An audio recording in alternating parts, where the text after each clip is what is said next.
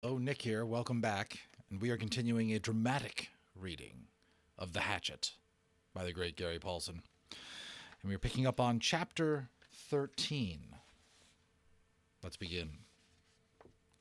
Brian stood at the end of the long part of the L of the lake and watched the water, smelled the water, listened to the water, was the water.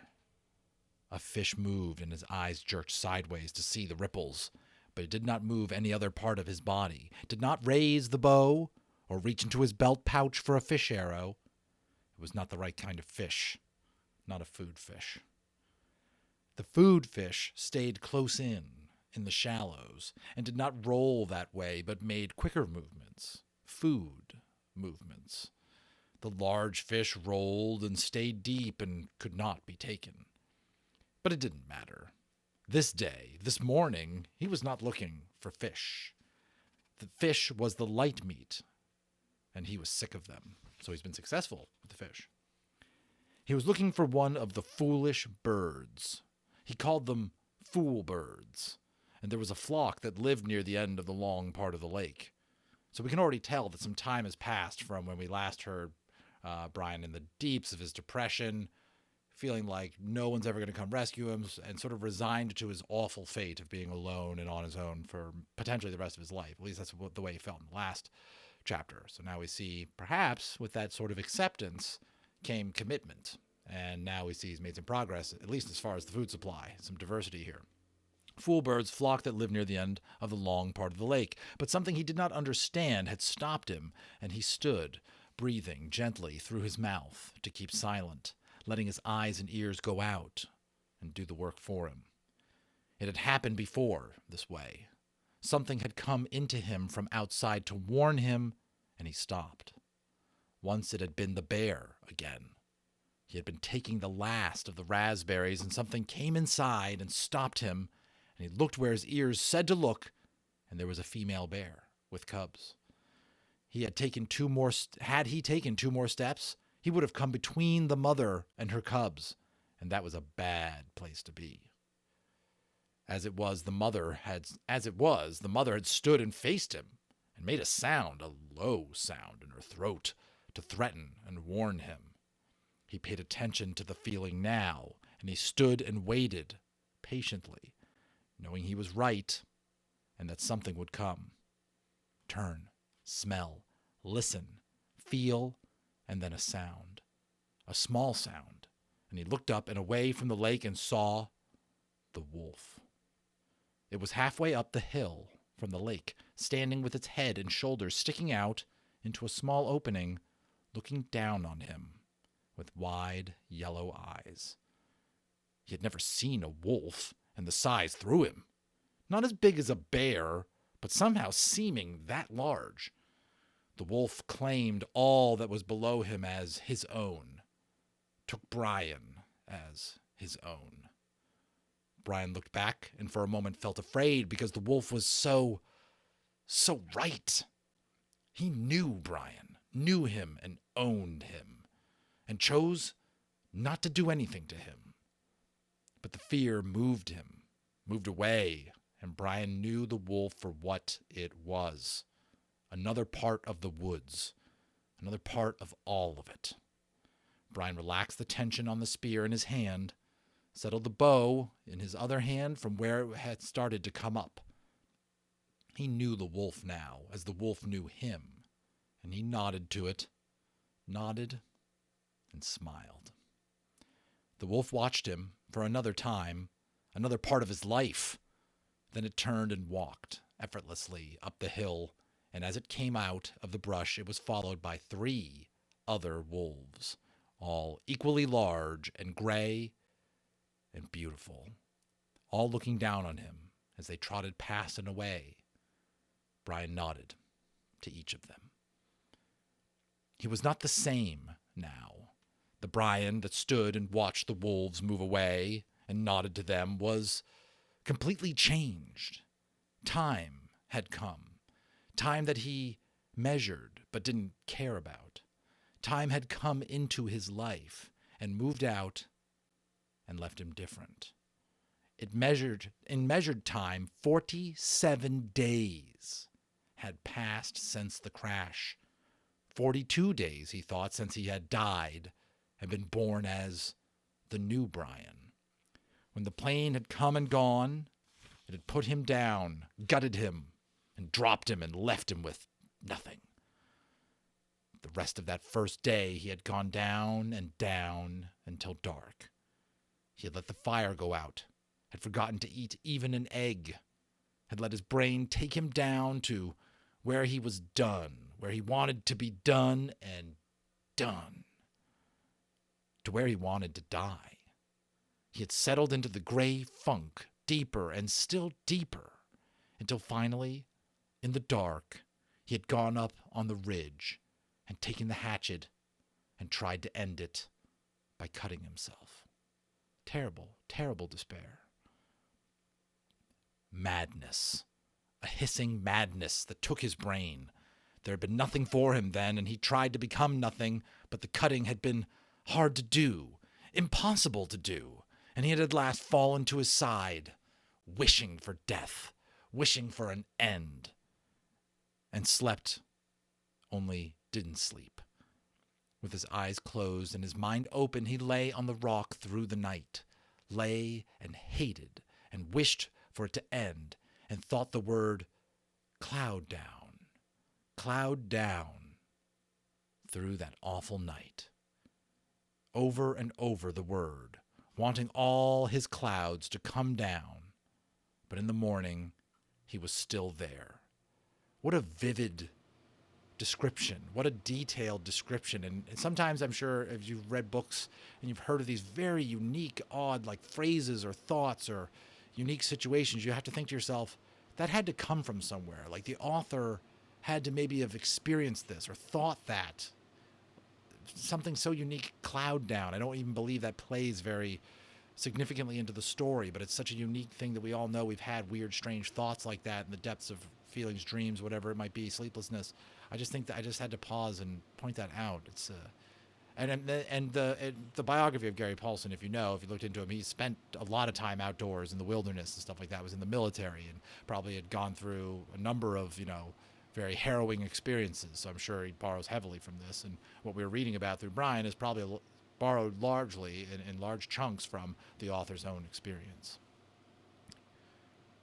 Still there on his side, and the sun came up, and when he opened his eyes, he saw the cuts on his arm, the dry blood turning black. He saw the blood and hated the blood, hated what he had done to himself when he was the old Brian and weak. And two things came into his mind, two true things. He was not the same. The plane passing changed him. The disappointment cut him and made him new. He was not the same and would never be again like he had been. That was one of the true things, the new things. And the other one was that he would not die. He would not let death in again. He was new. Of course, he had made a lot of mistakes. He smiled now, walking up the lake shore after the wolves were gone, thinking of the early mistakes, the mistakes that came before he realized that he had to find new ways to be what he had become. He had made new fire, which he now kept going using partially rotten wood because the punky wood would smolder for many hours and still come back with fire. But that had been the extent of doing things right for a while. His first bow was a disaster that almost blinded him. He had sat a whole night and shaped the limbs carefully until the bow looked beautiful. Then he had spent 2 days making arrows. The shafts were willow, straight, and with the bark peeled, and he had fire-hardened the points and split a couple of them to make fork points, as he had done with the spear. He had no feathers, so he just left them bare, figuring for fish they only had to travel a few inches. He had no string, and that threw him until he looked down at his tennis shoes. They had long laces, too long. And he found that once one lace cut in half would take care of both shoes, and that left the other lace for a bowstring. All seemed to be going well until he tried a test shot. He put an arrow into the string, pulled it back to his chest, pointed it at a dirt hummock, and at that precise instant the bow wood exploded in his hands, sending splinters and chips of wood into his face. Oh, man. 2 pieces actually stuck into his forehead, just above his eyes, and had they been only slightly lower, they would have blinded him. 2 stiff mistakes. In his mental journal, he listed them to tell his father, listed all the mistakes. He had made a new bow. So, but just that one line alone, he had listed the mistakes to tell his father. So in some ways, even though he's sort of accepted his situation, he's not given up on the thought that one day he may see his father, his family again. So there's a little bit of resolve has come into him as well, out of the despair. He made a new bow with slender limbs and a more fluid, gentle pull, but could not hit the fish, though he sat in the water and was, in the end, surrounded by a virtual cloud of small fish. It was infuriating. He would pull the bow back, set the arrow just above the water, and when the fish was no more than an inch away, release the arrow, only to miss.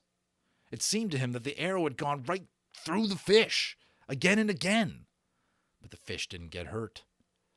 Finally, after hours, he stuck the arrow down in the water, pulled the bow, and waited for a fish to come close, and while he was waiting, he noticed that the water seemed to make the arrow bend or break in the middle. You know what I'm saying? If he put something like a long pointed shaft into the water, it would kind of, the reflection of it, right, sets it off at an angle.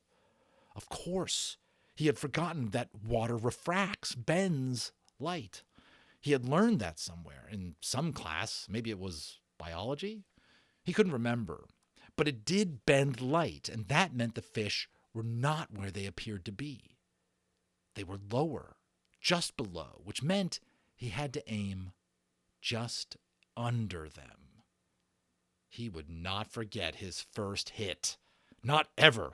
A round-shaped fish with golden sides as gold as the sun, stopped in front of the arrow, and he aimed just beneath it at the bottom edge of the fish and released the arrow, and there was a bright flurry, a splash of gold in the water. He grabbed the arrow and raised it up, and the fish was on the end, wiggling against the blue sky. He held the fish against the sky until it stopped wiggling, held it and looked to the sky and felt his throat tighten, swell, fill with pride at what he had done. He had done food. With his bow, with an arrow fashioned by his own hands, he had done food. He found a way to live. The bow had given him this way, and he exulted in it, in the bow, in the arrow, in the fish, in the hatchet, in the sky. He stood and walked from the water, still holding the fish, an arrow and bow against the sky, seeing them as they fit his hands, fit his arms, as they were part of him. He had food. He cut a green willow fork and held the fish over the fire until the skin crackled and peeled away, and the meat inside was flaky and moist and tender. This he picked off carefully with his fingers, tasting every piece, mashing them in his mouth with his tongue to get the juices out of them. Hot, steaming pieces of fish. Makes you want to eat some right now, right? If you're into fish, especially, if you're starving, I think anybody would start to be a little bit into fish. He could not, he thought then, ever get enough. And all that first new day, he spent going to the lake, shooting a fish, taking it back to the fire, cooking it and eating it, and then back to the lake, shooting a fish, cooking it and eating it, and on that way until it was dark. He had taken the scraps back to the water with the thought that they might work for bait, and the other fish came by the hundreds to clean them up. He could take his pick of them, like a store, he thought, just like a store. And he could not remember later how many he ate that day, but he thought it must have been over 20. Wow. It had been a feast day, his first feast day, and a celebration of being alive, and the new way he was getting food. By the end of that day, when it became dark and he lay next to the fire with his stomach full of fish and grease from the meat smeared around his mouth. He could feel new hope building in him. Not hope that he would be rescued. That was gone. But hope in his knowledge. Hope in the fact that he could learn and survive and take care of himself. Tough hope, he thought that night. I'm full of tough hope. It's really awesome as we follow this journey of Brian to just think, wow, this kid might just pull it off, you know? He might just be able to keep going. And once again, I think that's what all good young adult fiction is about, becoming an adult. And you can just see in this sort of heightened environment a microcosm of the struggle and the loss, but also the hope and the exaltation and the realizations that all come with the awkward, sometimes emotionally dangerous journey that we've all gone through in our lives. Maybe it was not punctuated by a survival, rite of passage or something like that, but I think we all can relate to the struggles and the depths of, I don't think I know how to move ahead in life, and then realizing that you can, that there are victories on the horizon and more to come. So thanks so much for listening with me. I hope you feel it's worth your while. Thanks again for the comments and your patience as I find time really after my kids are in bed and stuff like that to be able to record this. But I love to perform. I love to read. I love to share with you all. So again, I really appreciate the support. Helps me carve out the time. All right. So have a great evening if you're watching this shortly after I publish. And we'll see you on the next one.